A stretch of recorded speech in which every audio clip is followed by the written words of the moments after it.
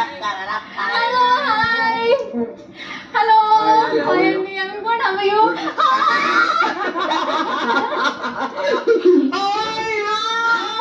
ఏంట్రా hair cut చేసుకున్నావు నాతో మ్యాచ్ చేయడానికి